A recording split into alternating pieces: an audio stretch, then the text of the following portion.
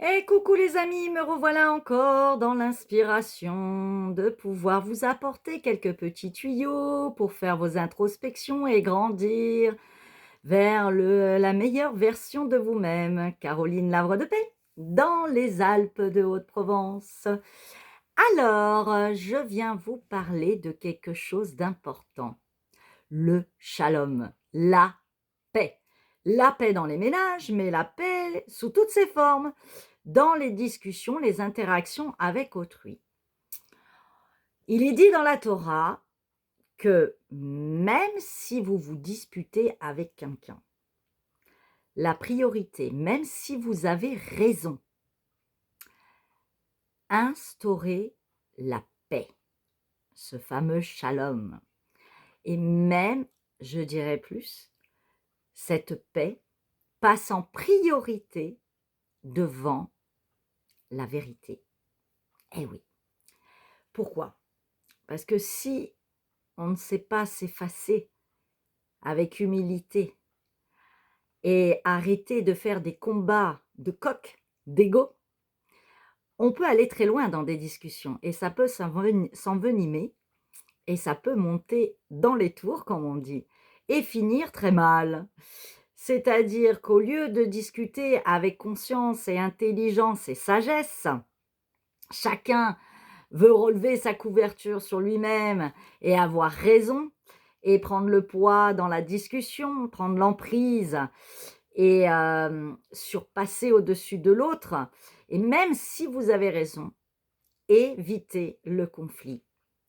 Évitez le conflit parce que tout simplement, je vais aller plus loin, ça vous permettra de ne pas non plus vous déstabiliser psychologiquement, physiquement, énergétiquement et spirituellement. Parce que en alimentant ce genre d'échange, vous baissez votre fréquence, vous baissez votre vibration, vous n'êtes plus aligné et vous partez dans les tours avec votre animalité, votre ego négatif. Parce que oui, il y a une forme d'ego positif et ego négatif, même si j'aime pas trop ces comparaisons et ces explications, ces commentaires, mais enfin, c'est quand même plus intelligible et plus entendable. Mais ce que je veux vous dire, c'est que même si vous avez raison, c'est pas grave. Sachez vous effacer et à un moment donné, de réduire le ton, de calmer, de poser et d'être à l'écoute de l'autre. Car l'autre vibre et vibre dans l'émotion, dans ses eaux troubles. Il y a quelque chose en lui qui vient réveiller, votre affirmation, votre expression, le dialogue que vous avez tenu et qui est dérangeant. Ça se passe dans les couples, ça se passe aussi dans l'interaction entre les parents et les enfants, peut se passer au travail, ça peut se passer dans la rue, ça peut, se passer, même en voiture et quand il y a quelqu'un qui vous coupe, le chemin. Bien sûr, il n'est pas dit de baisser son pantalon et de continuer à alimenter, de se faire battre, mais c'est à un moment donné savoir se retirer en temps et en heure et d'être capable surtout de déposer cette paix, de calmer les ardeurs de chacun et on n'est pas là pour savoir qui a tort ou a raison. Mais à un moment donné, préservez votre paix intérieure, préservez votre dignité et tout le travail que vous avez fait en vous. Quoi qu'il en soit, vous savez ce qui est juste et bon et parfait pour vous. Vous savez et Dieu sait exactement ce qui est bon et parfait pour vous. Et ce qui est bon et parfait pour vous, c'est l'harmonie. C'est ce que vous visez en faisant ce travail d'introspection et ce travail spirituel.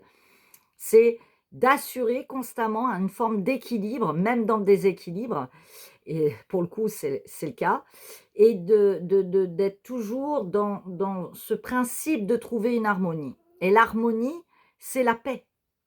Et donc, si vous venez déstabiliser votre paix intérieure à travers une conversation qui n'a plus que ni queue, ni tête, et même si vous avez raison, à un moment donné, laissez tomber.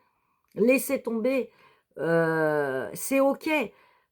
Soyez dans la miséricorde pour la personne et en face et ayez un peu de compassion en disant: «Bon allez, c'est pas grave». Déjà, par respect, amour pour vous-même et pour la personne en face, mais vous dire qu'elle a quelque chose de son enfant intérieur blessé ou de son adulte blessé avec une émotion qui vient revenir, vous lui avez fait un effet miroir.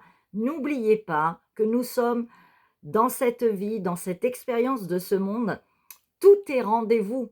Et rendez-vous sous toutes ses formes. Nous venons faire des rendez-vous où nous avons des rencontres d'effets miroirs.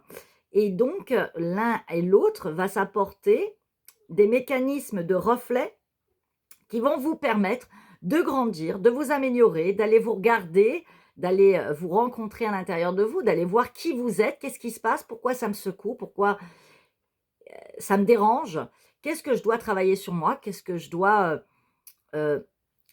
montrer du doigt en moi qui est en disharmonie, en déséquilibre, et d'aller pouvoir justement le soustraire, l'effacer progressivement tout en acceptant cette forme de dualité, de dérangement, mais de faire l'effort de poser cette paix dans un échange et qu'on peut ne pas être d'accord, mais de ne pas aller jusqu'à lever la voix et finir des fois même en bataille.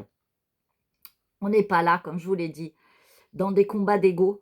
On est là d'abord dans une rencontre d'âme à âme, de cœur à cœur, et nous sommes tous dans la même aventure, et nous sommes tous là pour faire des efforts, pour nous améliorer et pour poser cette paix. Et ça commence par nous, dans la simplicité, au quotidien, si nous voulons aussi cette paix sur terre. Donc voilà, priorité à ce shalom, à cette paix, même si vous avez raison, et priorité face à la vérité. Bonne réflexion, je vous aime et à bientôt.